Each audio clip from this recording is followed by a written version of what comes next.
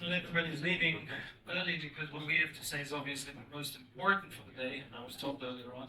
I have the extreme pleasure of having a panel with three CEOs of it. More to that later. Just a bit as an activator. We've heard a lot about land use, capacities, cost of capital, what have you. Rooftop. So, and it's just a guess, a wild guess from you guys. How many roofs of residential buildings in Europe do you believe would need a energetic pimping until 2045 on the current EU legislation? A wild guess from somebody? How many? Just a guess, not that difficult. 70 million, 7 always. That is a 700 gigawatt capacity opportunity where you have no land use conflicts.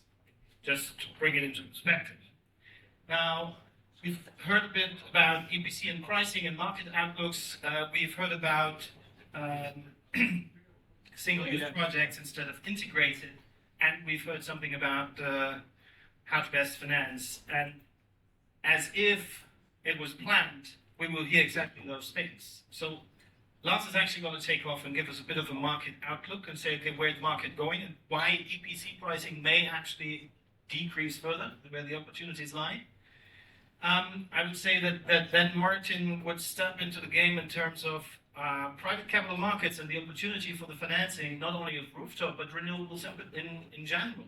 And as a cost competitive element that we're not making best use of today. And last but not least, Joachim will actually lead us towards what the DENA, the German Energy Agency, coined the integrated energies, i.e. sector coupling. So looking at projects in their singularity, be it PV, wind, geothermal, biomass, storage, demand response capabilities, etc., that's a thing of the past, we believe. So when you're moving forward, you have to have an integrated portfolio approach. Otherwise, as we've learned very early on today from Bloomberg New Energy Finance, Kasha just put it out there, as of 2030, price competitiveness of standalone renewable projects will be gone because of the cannibalization in pricing. So integrated energies, and Joachim, that's going to be the wrap, and then we're going to leave a bit of room for Q&A that is hopefully going to be more active than this. The first try to give us numbers. Taking office, Lars, what's yours? Thank you, Kai. So, thanks for having me. I'm gonna do a quick look back what happened last year. Last year was, especially for the German rooftop market, the most successful year in the last 10 years, looking backwards. In general, we installed over 7.2 gigawatt of new solar in Germany, and in total 2.8 gigawatt was installed under 30 kilowatt.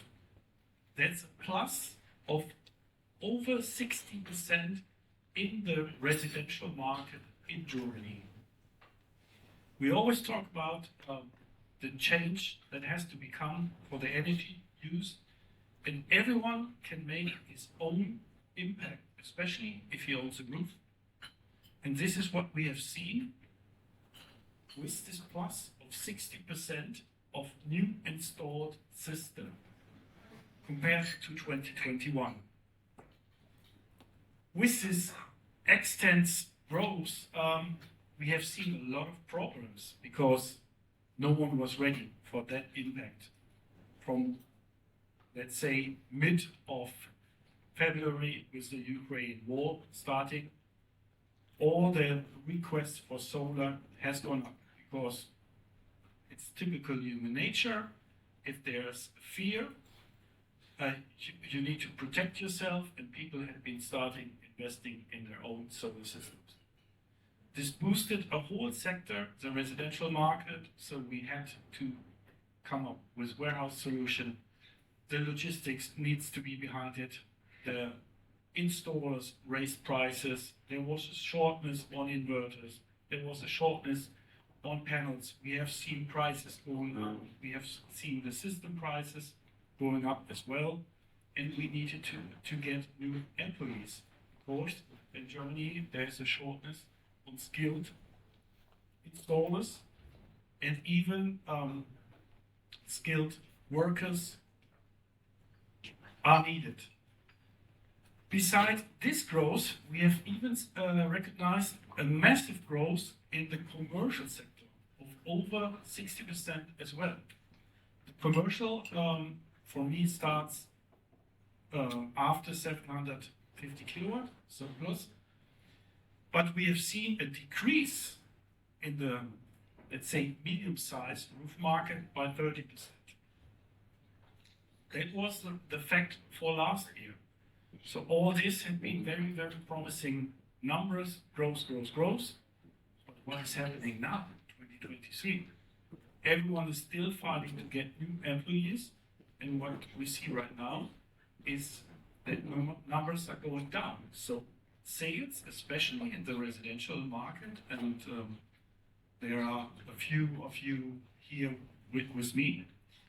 We see there's a decrease by 40 to 60% in the sales compared to last year. Last year was an extreme boom, but everyone expected to have that same growth again, at least stable numbers.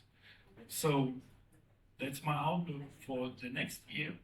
We see a few companies that will struggle with this because they invested and numbers are going down. There's still a backlog which needs to be installed, especially in residential, which guarantees those companies a stable income. In 2024, it will be a rough ride in residential business, and we see tremendous price drops. We will see lower installation prices, and what we see even a loss of quality in the installed systems, because with lower prices comes lower quality. That's my outlook for the residential market. Just adding two more numbers to that. Residential new build has decreased by up to 52% in the first quarter in Germany alone. When we're talking roof markets, that drop is somewhere between 38 to sometimes up to 60%, depending on suppliers. So the impact we've seen at the beginning of the year up until now is dramatic, and that feeds exactly into what Lars just said. But what we heard over and over again was capital cost and how it may limit the ability to actually push further renewables. And Martin has chosen a different way with his colleagues and his setup. And for me, the keyword is private capital markets. And we're very curious to hear how you do it. Yeah, it's very interesting actually to listen to the panel that was here before and to see that one of the key components that projects are struggling with nowadays is the financing, right? We were used to really low interest rates on the financing side. And that is particularly true for larger projects because there have been a lot of institutional capital providers on the debt as well as on the equity side. They're really focused on large-scale utility-scale projects. But what we actually see in the market is that there is another financing channel that we can leverage, which is the retail investor market, private capital from individual people. And we can do so because there is a need for sustainable investments. Right? Private people have understood the climate crisis and they're changing their behavior. They're changing it by eating different, by commuting different. And this morning we had someone on the panel that said she was proud to not have a driver's license, right? So these kind of behavioral changes that are happening. But the most powerful thing that retail investors can do is actually channel their money. Instead of letting the money just sit on the bank account or investing in your traditional ETF or the stock market, you can actually use the money to finance renewable energy projects and do that at attractive interest rates. But, and this is why this model is super attractive and actually works, those rates are lower than what the institutional investors are asking for their lender packages to projects. And that actually can be a key enabler to scale up, and especially to scale up rooftop systems. Because rooftop systems are very small in its size, right? We just brought up the number of 70 million households. Yes, it's a 700 gigawatt opportunity, but each one of them is tiny. So no senior lender will actually be interested in financing that, even if it's a big portfolio. So we have to find other means to actually finance that, because not all of those 70 million households have the cash in hands to actually do that. So we have to think about the innovations that we need to actually channel capital from retail investors to retail solar systems at the end of the day, but channel it from people that don't have a roof themselves, they live in an apartment building or something else, and channel that capital to the people that might have a house but actually don't have the cash at hand to finance the solar system. And there's one addition to that. Because we see the rooftop market growing, although there is some concerns in sloth, if we think long term it will grow, it attracts different kind of capital providers also from the institutional side. I'm thinking here of the real estate investors, right? Your capital providers that in the past have provided sort of finance for your house or your real estate market, they are struggling as well because there is almost a stop on the development of new real estate projects. So they have to deploy their capital somewhere. And they're actually very familiar with doing the checks on the KYC side of retail customers. Right? So they are actually predestined to change their product of financing your single-family home and just include the financing for a solar or home battery storage system. And I think that change is actually happening because for those of you that were in Intersolar last week, there were a lot of real estate financiers there looking for projects, and they are very keen to find smaller projects because that's their bread and butter business. You know, single-family home finance of maybe a few €100,000. So adding 20,000 for a battery or solar, you know, to them would be an enabler for their business. And I think that's really an interesting outlook that I think we shouldn't underestimate the power of the retail investor market and actually leverage it to deploy more projects and more systems into the market. Thanks for that input. And that nicely adds exactly to the direction now in terms of integrated energies. Because what you see and what we heard in the utility scale panel earlier on is a solar rooftop installation in hardly any case today is a standalone project. You have your overall energy elements of a new build or a renovation project that in 90% of cases in our customer base includes a battery storage system. And a very large percentage includes charging infrastructure for electrified mobility, which sometimes includes heat pumps, and in all cases includes energy management systems. So the future is integrated energies. You just said it all by yourself, yeah. So no need for me actually to delve into any further details. No, I mean last but not least, they're very happy to provide a different angle to the many topics here we've heard with the sector coupling. Yeah? So just to put that into context, maybe going one step back here, a couple of years ago, I've done some research and also came up with a piece of research or an article talking about decarbonization of buildings. Yeah? So obviously that was in a much larger context. Anyway, even myself, being in renewables for more than 10 years, I was surprised to see 40% of the buildings of a CO2 footprint or emissions point of view, they represent more than 40% overall. Just to remind you, a couple of years ago, a lot of people talked about decarbonization of electricity generation. Obviously, everybody talked about e-mobility, etc.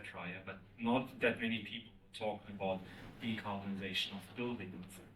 Why I'm saying all that, I think it really fits in together with today's topic, rooftop, because obviously the generation side or electricity generation side of things, renewable, in buildings, yeah, with rooftop solar as a major part. Yeah. So just to delve into a little further detail, what Kai just said, yeah. From my point of view, really in the future is going to be well, not only solar and battery storage, yeah, which is pretty, I would say, standard now anyway for residential buildings, yeah. Having said that, also for commercial, obviously, yeah, that holds true. But the fully integrated part, yeah, and well, unfortunately, Barbara, yeah, from 1,5 Grad, yeah, couldn't join us, yeah. Would have been very curious, yeah, to discuss in further details about that, yeah. The future is definitely going to be fully integrated, yeah. So it's not only about solar rooftop or rooftop solar and battery storage, but it's about the energy management, yeah. It's also about electricity tariffs, yeah. Smart electricity tariffs, combining and integrating the generation as well as the storage and the usage, yeah, side of things. Yeah. So that's the conclusion. We are very happy to discuss that, and well, obviously also toss around a few ideas, yeah. But I guess we just heard, yeah, that well, rooftop or residential market is not doing so well here in Germany, but maybe also not in other countries, yeah. So that could be one of the solutions, yeah, available. I actually would like to just make an addition to that. You speak about integrated energy systems, and there's multiple parts to it, right?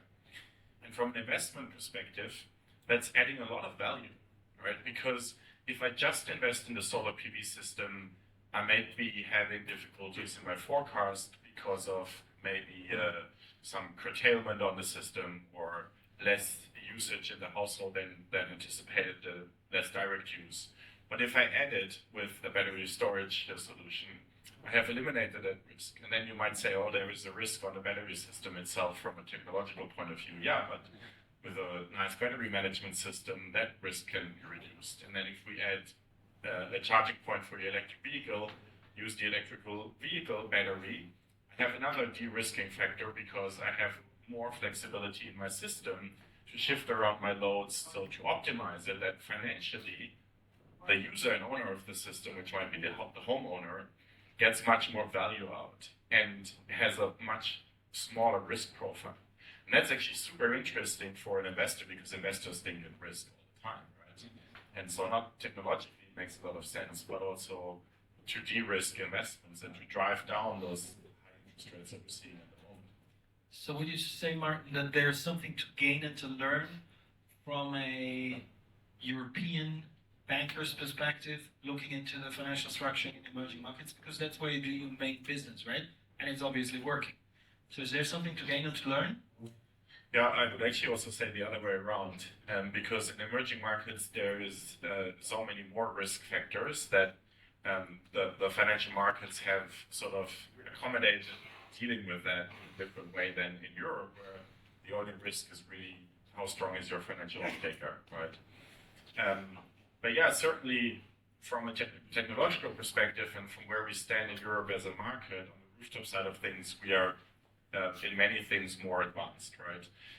If you think about your household system, Germany, a heat pump, charger, a battery, solar system, that's much more advanced than many of the emerging markets.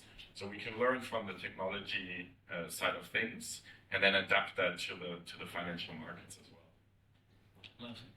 Yeah. Additionally, our headline is the boom of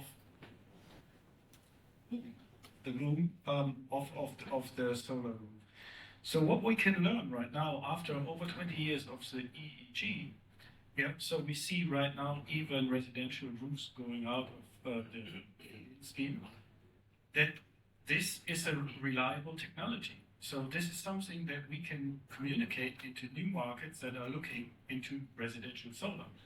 So for me, the EEG was the best and most successful thing that Germany created in the last 25 years. So we always discussed about our cars being the hit in exports for Germany, but we showed that it's possible to integrate renewable energy into the use of a residential house. So with the common system that you buy nowadays, with a battery storage system, you will produce over the year nearly 80% of your own used energy. So that's possible, and this is something that we should spread into the world, that others should learn, even what they have learned from the EEG. It's possible to do it, and we have a lot of international partners that support us with their technology in inverters, in modules, and we should all work together to decarbonize the world. That's what our roofs are enablers. And maybe just one addition back to the household idea, right? What we see right now also is in the real estate market in Germany, the market has crashed, for those of you that don't know, right? Prices have come down significantly of houses, especially the ones that have not been energetically modernized over the years. So the ones that have a solar system, even if it's 20 years old and running out of the EEG subsidy, that's a valuable asset to have, right? It actually maintains the value of the residential property. And it would even more so if there would have been energy storage, a charger, heat pump, all these energy efficiency measures. And I think that's a great learning as well, that it's not just an investment to gain 20 years of EEG feed-in tariff, which is what a lot of people did it for in the past, right? They were driven by the financial incentive of the government subsidy. But now there is the secondary value, which is really like it's keeping your property price up. And that's amazing if you think about it, because we can make a survey, but I would bet none of the people that did it 20 years ago thought about their property value going up or staying stable because of their solar system. But talking of surveys, was a survey that's an annual from the University of St. Gallen, Renewable Energy Management branch of it in Switzerland. But I think it's quite representative. In terms of my own use case, only 1% of people in Switzerland were aware of the fact that their technology advancement allows something like solar tiles on your roof. That's one thing. But whereas only 1% knew what's possible, 70% of people asked stated that they believe that solar systems on their roofs increase the value of their real estate. So there you have it. It's not only those who actually made the experience, it's those who think it would. So the strongest use case would be right. But what does that mean in terms of, and what's holding us back in that regard? Perspective here? Well, I mean, quite obviously, yeah, if we talk about a full system, yeah, consisting of solar, battery storage, heat pump, and all the electronics and energy management, yeah, around the charging, everything included, yeah, we are talking about, well, how much, yeah, 50,000 euros, 60,000 euros, yeah, so here we come here with the financing, yeah, part of the thing, yeah. Just another comment, yeah, just to finalize on a couple of comments here made by my colleagues here. Well, I mean, again, yeah, we're talking about the sector coupling as a whole. Yeah, we're talking about the energy transition. So it's no longer about the feed-in tariff, yeah, and the guaranteed 20 years of money you receive on a monthly basis. Yeah, it is pretty much about actually self-consumption and the autarky. You're making yourself independent. I want to open the room Q&A just in between now, just for you not to get too used to just receiving. So we're actually curious to hear your questions, your thoughts. You see differently, critical. Anyone? To keep us going? Or maybe we asked, yeah. Wait, once again, where? Please raise your hand. It was just False alarm, false alarm. So 5, 4, 3, 2. So who of you wants to invest in your own solar system this year? And I don't want to sell you something, but I can do. I'm good at it. But the reverse question is how many of you have one? That's a better quarter. Yeah, congratulations, first of all. And who has one with storage? Oh, that's below 50%. All the systems. Have you thought about implementing storage or is the feed-in still too high? Do you think it's worth waiting until the batteries get better and cheaper? Question for everybody that was placed is: do you think it's worthwhile waiting until the batteries become better? Who wants to take that one? Well, I mean, I can add a comment to that. Yeah, from my perspective, yeah, waiting is always the second best option.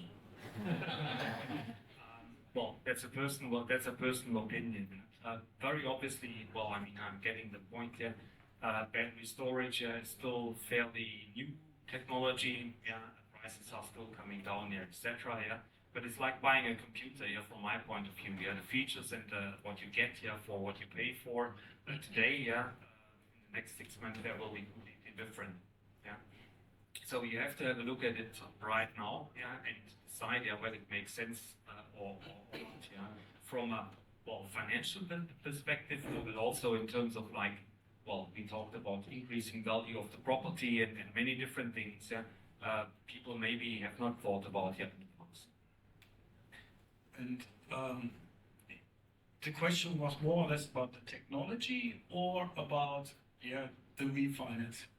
I think it's improving, so it's getting cheaper and better. So the question was about technology and pricing. Yeah. The utility scale panel earlier on is a solar rooftop installation in hardly any case today is a standalone project. You have your overall energy elements of a new build or a renovation project that in 90% of cases in our customer base includes a battery storage system. And a very large percentage includes charging infrastructure for electrified mobility, which sometimes includes heat pumps, and in all cases includes energy management systems. So the future is integrated energies. You just said it all by yourself. Yeah, so no need for me actually to delve into any further details. No, I mean, last but not least, they're very happy to provide a different angle to the many topics we've heard with the sector coupling. Yeah. So just to put that into context, maybe going one step back here, a couple of years ago, I've done some research and also came up with a piece of research or an article talking about decarbonization of buildings. Yeah. So obviously that was in a much larger context. Anyway, even myself, being in renewables for more than 10 years, I was surprised to see 40% of the buildings of a CO2 footprint or emissions point of view, they represent more than 40% overall. Yeah. Just to remind you, a couple of years ago, a lot of people talked about decarbonization of electricity generation. Obviously, everybody talked about e-mobility, etc. Yeah, but not